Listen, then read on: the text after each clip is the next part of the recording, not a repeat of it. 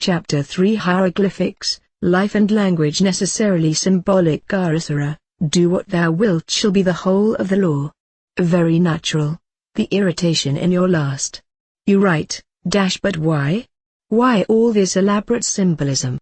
Why not say straight out 15 were note, expound here a bit to clarify Crowley's attitude toward race. Refer to chapter 73. What you mean? Surely the subject is difficult enough in any case, must you put on a mask to make it clear?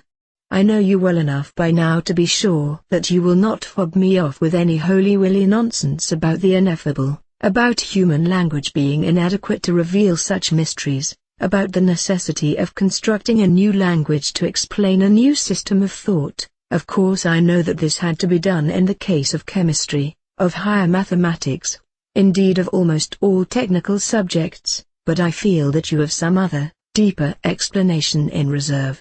After all, most of what I am seeking to learn from you has been familiar to many of the great minds of humanity for many centuries. Indeed, the Kabbalah is a special language, and that is old enough. There is not much new material to fit into that structure. But why did they, in the first place, resort to this symbolic jargon? You put it very well, and when I think it over, I feel far from sure that the explanation which I am about to inflict upon you will satisfy you, or even whether it will hold water. In the last resort, I shall have to maintain that we are justified by experience, by the empirical success in communicating thought which has attended, and continues to attend, our endeavors. But to give a complete answer, I shall have to go back to the beginning, and restate the original problem, and I beg that you will not suppose that I am evading the question, or adopting the Irish method of answering it by another, though I know it may sound as if I were. Let me set out by restating our original problem. What we want is truth, we want an even closer approach to reality, and we want to discover and discuss the proper means of achieving this object. Very good, let us start by the simplest of all possible inquiries, and the most difficult, what is anything? What do we know? And other questions that spring naturally from these. I see a tree. I hear it, rustling or creaking in the wind. I touch it, hard. I smell it, acrid. I taste it, bitter. Now all the information given by these five senses has to be put together, although no two agree in any sort of way. The logic by which we build up our complex idea of a tree has more holes than a sponge. But this is to jump far ahead. We must first analyze the simple impression. I see a tree. This phenomenon is what is called appointment. It is the coming together of the two, the seer and the seen. It is single and simple, yet we cannot conceive of either of them as anything but complex. And the point event tells us nothing whatever about either, both, as Herbert Spencer and God knows how many others have shown, unknowable. It stands by itself, alone and aloof. It has happened, it is undeniably reality. Yet we cannot confirm it, for it can never happen again precisely the same. What is even more bewildering is that since it takes time for the eye to convey an impression to the consciousness, it may alter in 1,000 ways in the process. All that really exists is a memory of the point event, not the point event itself. What then is this reality of which we are so sure? Obviously, it has not got a name, since it never happened before, or can happen again. To discuss it at all we must invent a name, and this name, like all names, cannot possibly be anything more than a symbol.